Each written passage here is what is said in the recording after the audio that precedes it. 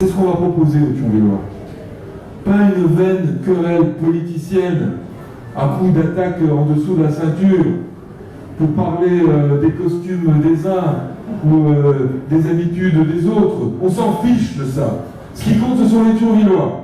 Ce qu'on leur propose, ce qu'on a envie de faire avec eux, ce qu'ils ont envie de faire avec nous. C'est de ça dont on doit parler. Donc une campagne politique, c'est une campagne d'abord qui respecte les électrices et les électeurs, qui leur parle de ce qui est important. Certains me disent, votre schéma là, il est compliqué. Il ne l'est pas tant que ça, mais surtout, il est respectueux des électrices et des électeurs, parce que nous ne les prenons pas pour des imbéciles. Nous considérons qu'ils peuvent comprendre un schéma comme celui-ci. Nous ne venons pas leur parler de sornettes, de bêtises. Nous venons leur dire, voilà ce qui est important. Et voilà ce que nous voulons faire. Bien sûr, nous allons le détailler dans un programme, dans un document qui sera beaucoup plus étoffé, beaucoup plus précis. Mais déjà, puisque j'avais l'occasion de leur présenter les premières lignes du programme, à côté de la lettre que je leur ai adressée, pourquoi ne pas le faire? C'est respecter les électrices et les électeurs que de leur donner à comprendre le sens de notre engagement, le sens de la politique que nous avons conduite et de celle que nous voulons continuer de mettre en œuvre. C'est ça, respecter les électrices et les électeurs. Et nous allons faire une campagne tous ensemble dans ce sens, en allant à leur rencontre. Et ça commence dès lundi, dans les quartiers, dans les villages, dans les cages d'escalier, parler à nos concitoyens, leur dire la vérité. Il n'y a pas de respect des électeurs sans vérité. Et je dirais même qu'il ne peut pas y avoir de débat démocratique sans le respect d'un socle minimum, qui est la vérité des faits et des chiffres. Quand on ment sur la vérité des faits et la vérité des chiffres, on fait du mal à la démocratie, parce qu'on ne peut plus débattre.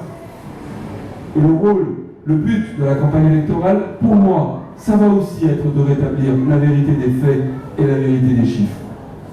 Et je n'ai pas peur du débat, au contraire, je le souhaite. Un vrai débat. Et j'ai les éléments, j'ai les chiffres, j'ai les arguments, faites-moi confiance.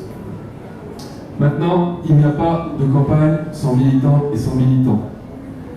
Et quand je prononce ces mots, je ne pense pas forcément à celles et ceux qui sont issus des formations politiques qui se rassemblent dans la liste. Je pense aux citoyens en général.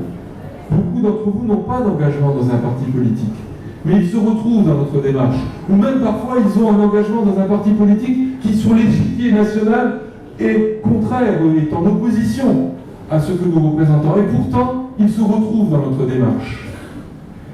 C'est ce qu'avait voulu faire le général de Gaulle à un moment donné. Rassembler les Français le plus largement possible.